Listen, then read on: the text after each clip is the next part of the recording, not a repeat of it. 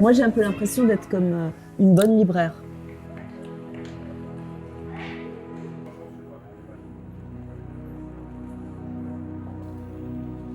Ce que j'adore, c'est le vendredi, parce que c'est le rendez-vous régulier.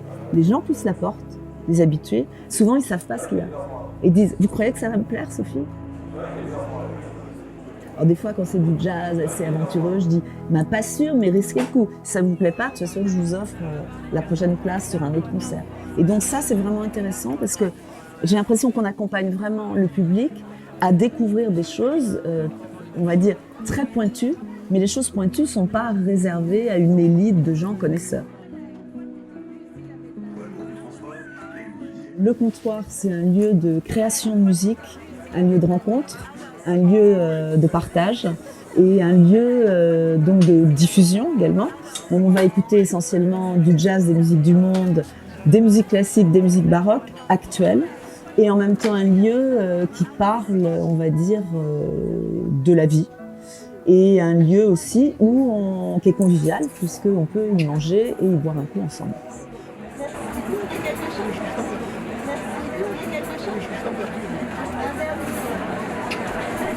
Celle-là, il y aura les trois, il y aura une phase complète parce qu'on ne sait jamais où ils sont.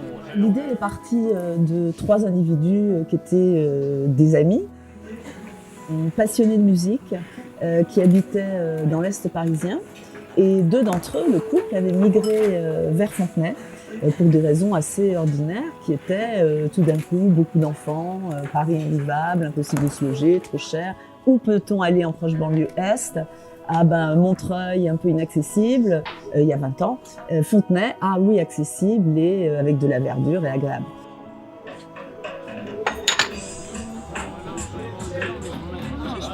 On s'est dit, ce serait génial d'organiser une fête de la musique sous la halle.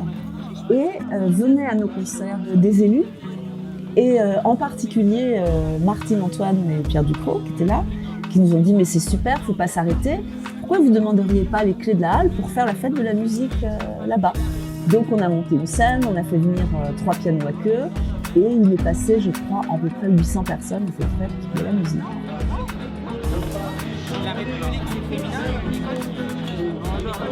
Le maire est passé par là, l'ancien maire, Jean-François Voguer. Il est venu nous voir, il nous a dit « mais vous êtes qui ?» On dit on est rien. Moi j'étais orthophoniste, Pierre prof de physique. Très vite on est passé au tutoiement. Il a dit écoute, si tu construis une boîte sous cette halle, tu construis, nous on s'occupe du reste. Et il a dit banco.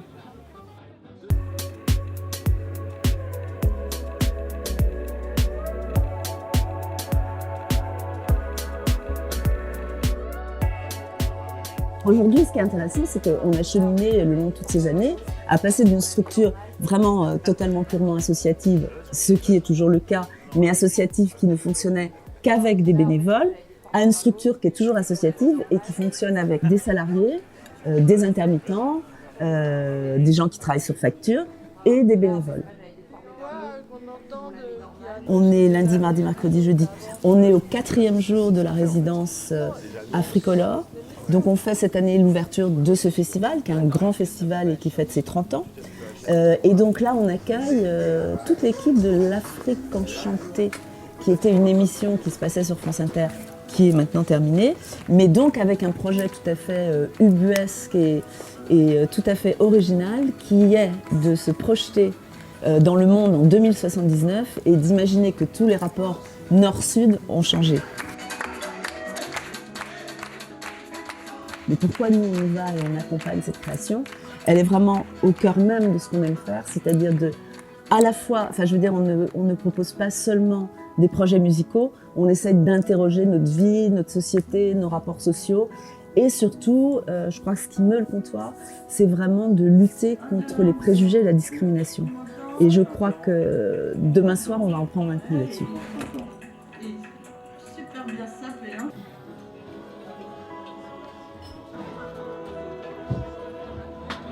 Alors samedi, il se passe quelque chose de tout à fait nouveau. Le Val-de-Marne nous a sollicité en fait parce qu'ils voulaient lancer un nouveau projet qu'ils appellent les Échappées Belles.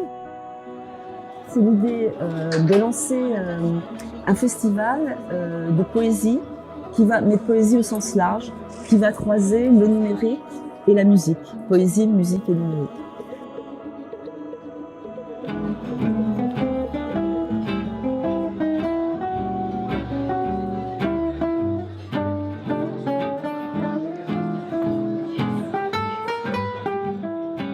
Le dimanche midi, on fait des brunchs en musique. Donc là, c'est une entrée libre, hein, il n'y a rien à payer, on consomme ce qu'on veut, des petites assiettes. Là, Marianne nous fait des petites tapas ou assiettes vraiment originales. Après, on s'est associé maintenant avec les bières Outland. Alors là, c'est génial parce qu'il y a de la bière pression. Ça aussi, ça rajeunit par rapport à l'idée du verre de vin, la bière pression. Merci d'être fidèle à la vague. Radio Africa International.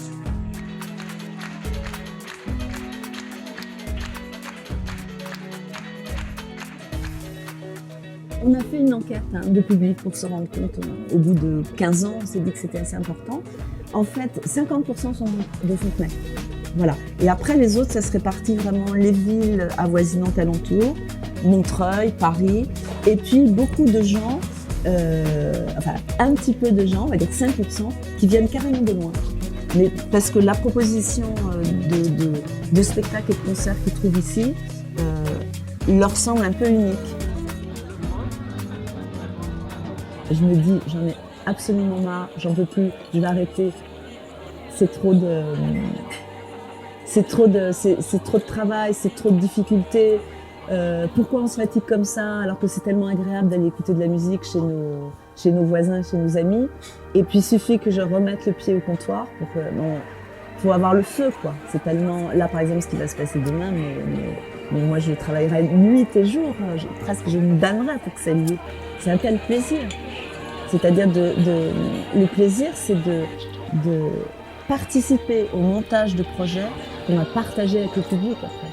C'est-à-dire quand je vois le public avec les yeux comme ça, ben, ça c'est mais comment dire, c'est une passion, c'est un vice, c'est un kiff, je crois qu'on nous enterrera, c'est complètement ça.